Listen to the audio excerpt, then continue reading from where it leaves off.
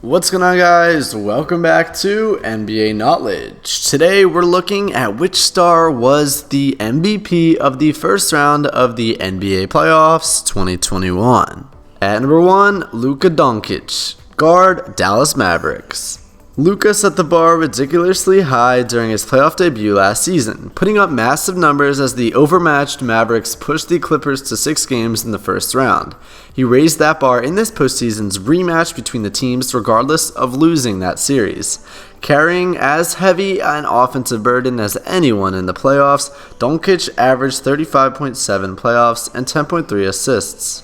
A significant bump to his mind-boggling statistics of 31 points and 8.7 assists during his first NBA playoff appearance. And Luka's stats in this series are skewed by his rough Game 4 performance when the cervical strain in his neck prevented him from even looking to the left without excruciating pain.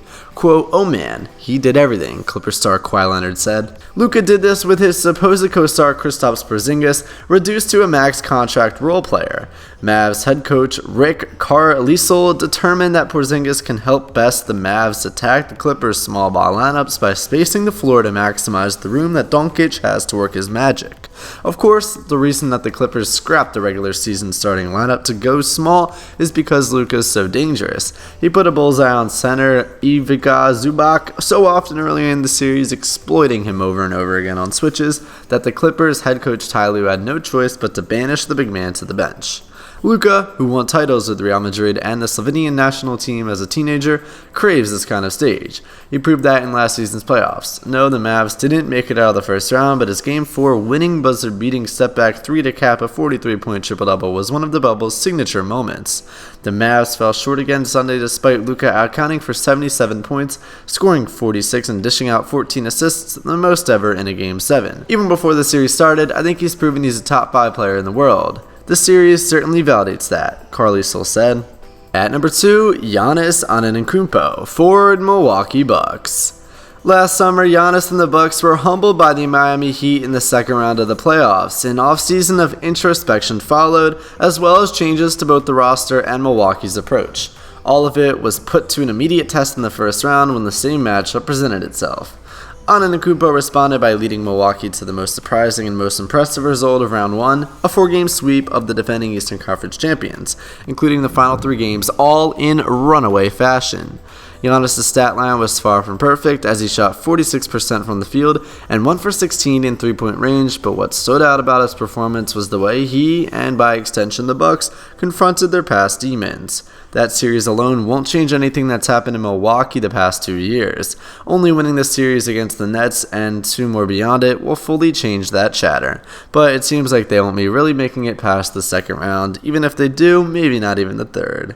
But for a team that has so much on the line this postseason, the first round matchup with the Heat offered an opportunity for both Giannis and the Bucks to produce the same old story or to write a completely new script.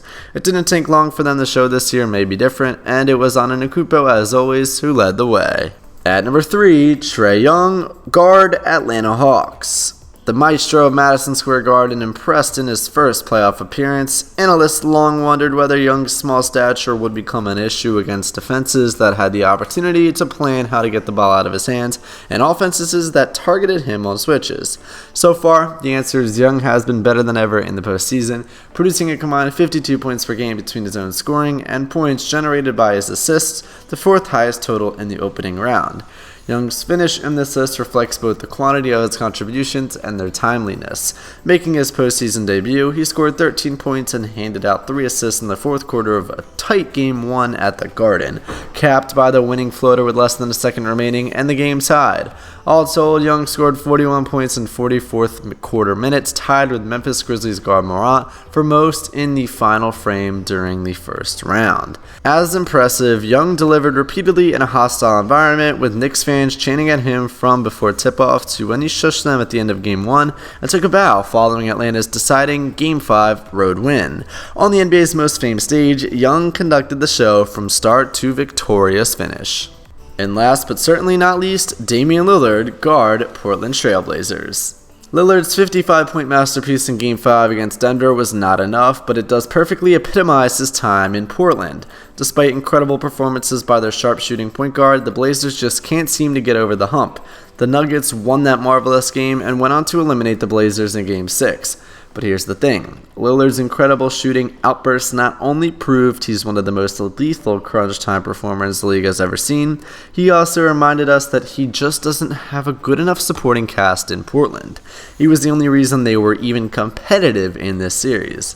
Lillard broke the record for most threes ever in a series in just 6 of those games, making a ridiculous 44.9% of 78 total three-point attempts, which is especially impressive considering his shooting environment. His average shot distance on those tries was 28.3 feet, and the vast majority of his attempts were unassisted. Across the NBA, 78% of three-point attempts are assisted, but just 29% of Lillard's threes in round 1 were. Of those 78 tries, just 6 were catch-and-shoot looks. Lillard hit nearly 45% of his triples despite the fact that the lion's share of them came via step-backs, pull-ups, or just dribbling over screens. He was out there generating his own tough looks from deep, then knocking them down at scary rates.